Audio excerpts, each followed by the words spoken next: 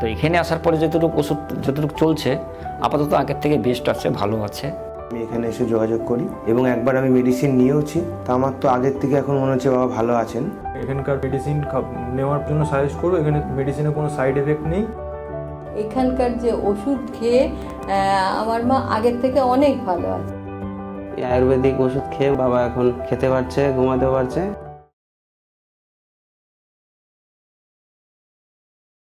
পেটে যন্ত্রণা হয়, 2 সপ্তাহের মধ্যেই অপারেশন করতে হবে।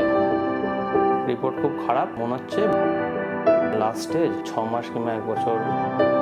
কিডনিতে সিস্ট আর লিভার বেড়েছে, ওয়েটটা 4 কেজি আবার কমে গেছে। আমার নাম তুষার দাস, পেশেন্টের নাম রীতা কোনার। পেশেন্টের সঙ্গে আমার সম্পর্ক হচ্ছে আমার মাদার ইন ল। পেশেন্টের বাড়ি হচ্ছে মানকর, পেশেন্টের বয়স হচ্ছে 53। পেশেন্টের মার্চ এপ্রিল করে একদিন দুপুরবেলায় খুব জ্বর আর পেটে যন্ত্রণা হয়। আমরা সেই হিসেবে লোকাল হসপিটালে নিয়ে আসি।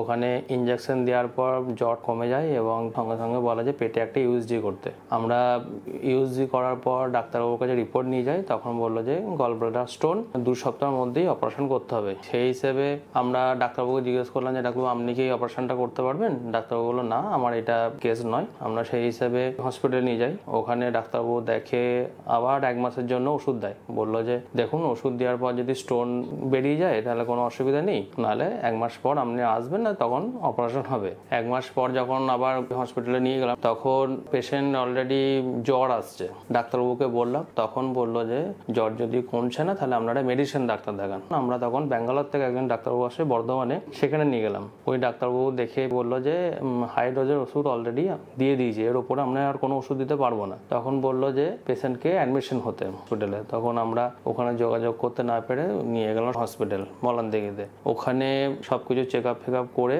এফএনসি রিপোর্ট দেখে বললো যে রিপোর্ট খুব খারাপ মনে হচ্ছে, ক্যান্সারের দিকেই যাচ্ছে। তখন ওরা হায়ার ইয়েতে রেফার করলো। ওখানে বায়োপসি করার পর বলছে যে এরকম লাস্ট স্টেজ 6 মাস কিংবা 1 বছর পেশেন্ট বাঁচবে, কেমো দিতে হবে, এসব বললো।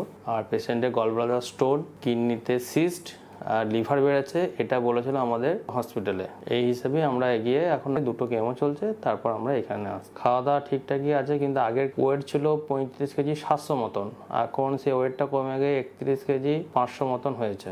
ওয়েটটা 4 কেজি আবার কমে গেছে। কিন্তু ওখানকার ডাক্তারবাবু বলছে যে প্রথম কেমো নেওয়ার পর নাকি ওয়েট কমে যায়, এখন বলছে প্রোটিন জাতীয় খাওয়ান, দেখুন ওয়েটটা বাড়বে।